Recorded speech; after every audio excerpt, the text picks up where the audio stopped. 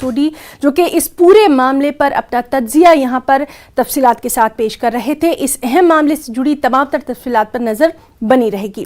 خبر اب لداخ سے ہے۔ لداخ سے چھٹی پر گھر آئے ایک میجر کی ڈینگو سے موت کی خبر ہے۔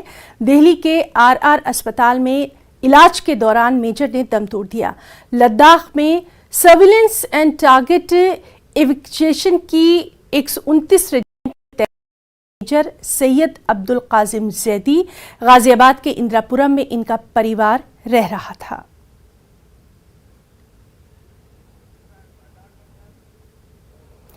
تاشی الاگینگ واکھا کی اور سے لداخ میں 2 روزہ پروگرام کی شروعات کی گئی ہے۔ اسکالر تھوپستان پالڈن نے یہاں پر خاص آیوجن کیا۔ پہلے دن تھوپستان نے بودھ مت کے 4 بنیادی اصول یہاں موجود لوگوں کو بتائے۔ انہوں نے بودھ مت میں نذرانے کی اہمیت کے بارے میں بھی بریفنگ دی۔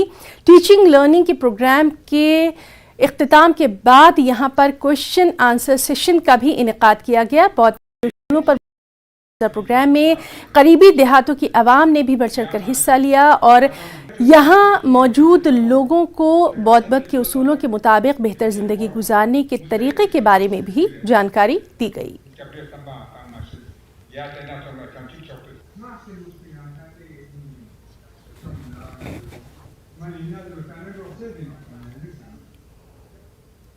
سیکرٹری پاور کوآپریٹو لداخ کی قیادت میں ایک جائزہ اجلاس منعقد کیا گیا۔ اس اجلاس میں بجلی، اینیمل ہسبینڈری، ہارٹیکلچر، ایگریکلچر اور دیگر سیکٹرز کے آفیسرز نے شرکت کی۔ سیکرٹری ڈنگی نے موسم سرما کی تیاریوں سے متعلق ایک خاص سیشن یہاں پر منعقد کیا۔ لداخ میں جاری مختلف سیکٹرز کے ترقیاتی کاموں کا یہاں جائزہ لیا گیا۔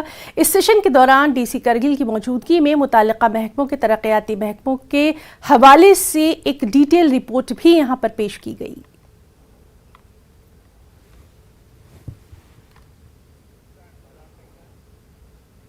ڈپٹی کمشنر کرگل سنتوش سکھدیو نے جل جیون مشن کے تحت جاری کاموں پر جائزہ اجلاس آیوجت کیا۔